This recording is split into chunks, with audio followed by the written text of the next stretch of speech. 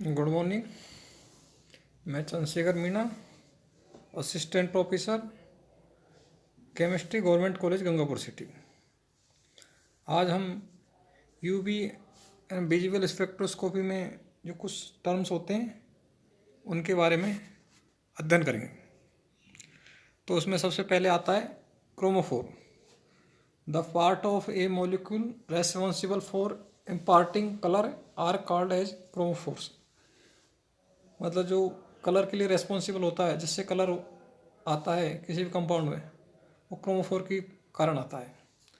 The functional group containing multiple bonds capable of absorption radiation above 200 nm।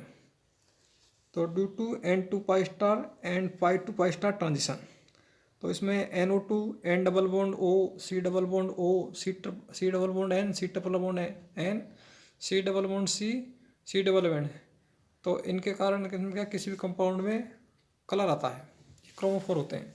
Some of the important chromophores are जैसे carbonyl acid, ester, nitrile, ethylenic groups आदि। The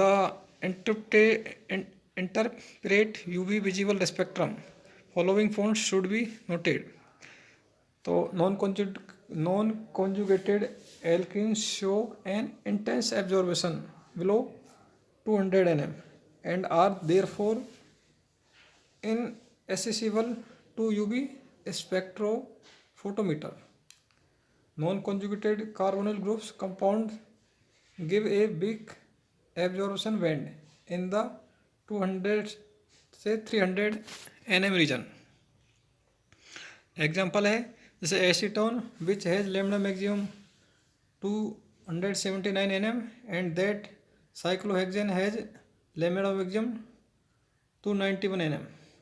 When double bond are conjugated in a compound, lambda maximum is shifted to longer wavelength. यदि इसमें conjugated double bond आ जाएगा तो उसकी lambda maximum होती है वो लॉन्गर वेवलेंथ की ओर शिफ्ट हो जाती है। तो जैसे 1,5 हेक्साडाइन हैज लैम्डा मैक्सिमम 178 nm होता है, लेकिन 2,4 हेक्साडाइन लैम्डा मैक्सिमम उसका 227 nm हो जाता है। तो इसमें कॉन्जुगेटेड डबल बॉन्ड है आने के कारण इसमें जो इसका शिफ्ट वो लॉन्गर वेवलेंथ की ओर हो जाता है। Conjugation of C double bond C and carbonyl groups shifts the lambda maximum of both groups to longer wavelength. जैसे एथिलीन का लैम्डा मैक्सिमम 171 nm होता है, एसीटोन का लैम्डा मैक्सिमम 279 nm होता है, प्रोटोनेल्डिहाइड का लैम्डा मैक्सिमम हो गया 290 nm, क्योंकि इसमें डबल बॉन्ड वो कॉन्जुगेटेड बॉन्ड बढ़ने के कारण। अब दूसरा बॉन्ड है auxochrome. These are coordinately saturated और unsaturated groups which themselves do not absorb radiation but when present along with a chromophore enhance the absorbing property of chromophore. Auxochrome की उपस्थिति के कारण इसमें जो कलर की तीव्रता है वो बढ़ जाती है। Also known as colour enhancing group, मतलब कलर बढ़ाने वाले ग्रुप भी कहते हैं। The functional group with non bonding electrons that does not absorb radiation in near UV region but when attached to a chromophore alters the wavelength and intensity of absorption. The functional group with non-bonding electrons that does not absorb radiation in near UV region but when attached to a chromophore alters the wavelength and intensity of absorption. ये कुछ एक्सोक्रोम्स group होता है जैसे NH2 OH OR COH, तो इनकी उपस्थिति के कारण इसके रंग की कलर की तीव्रता है वो बढ़ जाती है।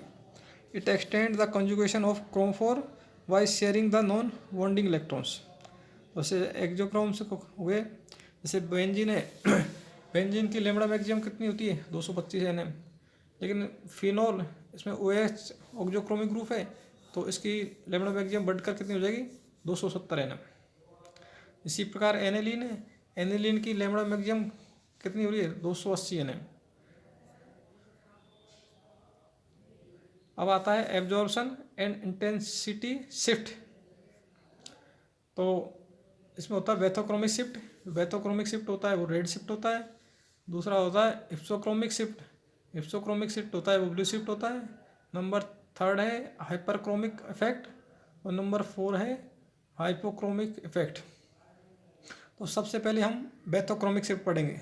वेथोक्रोमिक shift red shift. When the absorption maximum lambda maximum of a compound shift to longer wavelength, यदि एब्जॉर्ब मैक्सिमम किसी कंपाउंड का अधिक वेवलेंथ की ओर शिफ्ट होता है, it is known as bathochromic shift और red shift. The effect is due to the presence of auxochrome और by change of solvent.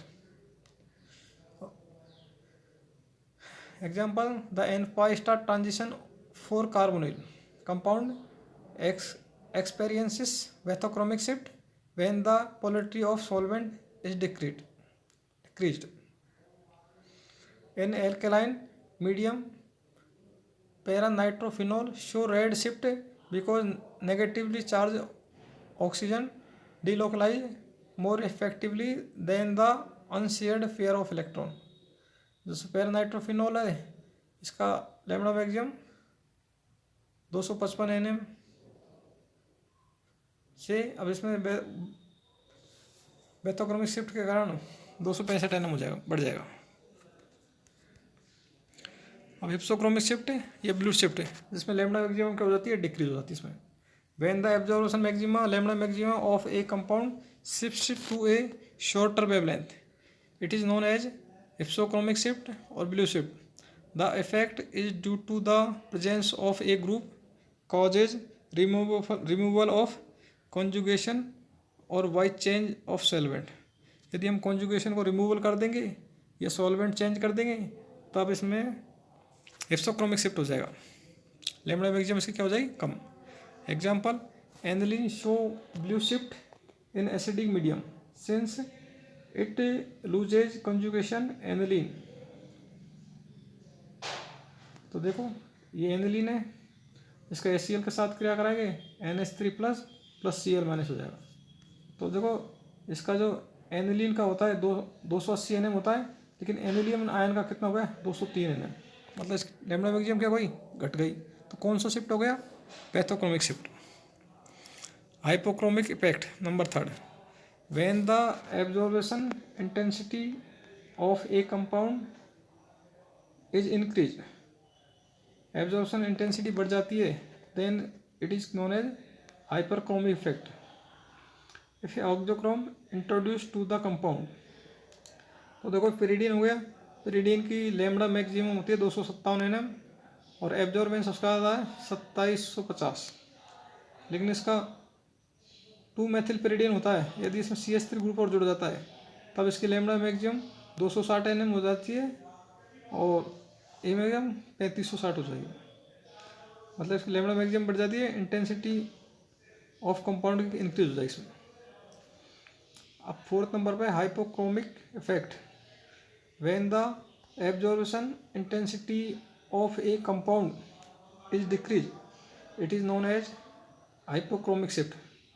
The introduction of a group which distorts the geometry of molecules causes hypochromic effect. तो naphthalene है, इसकी absorbance होती है 19,000, लेकिन 2-मेथिलीन naphthalene है, इसकी absorbance हो जाएगी घटकर 10,250। कारण इसमें CH3 ग्रुप के ऐड होने के कारण इसकी इंटेंसिटी घट जाएगी। अब इसको हम एक डायग्राम के द्वारा समझ सकते हैं। देखो एक तरफ तो एब्जॉर्बेंस है और एक तरफ है वेवलेंथ। तो देखो जब इधर की साइड तो ब्लू शिफ्ट हो गया, इधर की रेड शिफ्ट हो गया। यदि लैम्डा मैक्सिमम का इंक्रीज होता है तब तो रेड शिफ्ट, यदि लैम्डा मैक्सिमम का मान कम होता है तो ब्लू शिफ्ट, ठीक है ना। इसी प्रकार एब्जॉर्बेंस का मान अगर इंटेंसिटी बढ़ाएंगे तब आता है हाइपरक्रोमिक, यदि घटती है तो हाइपोक्रोमिक शिफ्ट हो जाएगा। इसको हम इस डायग्राम के द्वारा समझ सकते हैं। Thank you.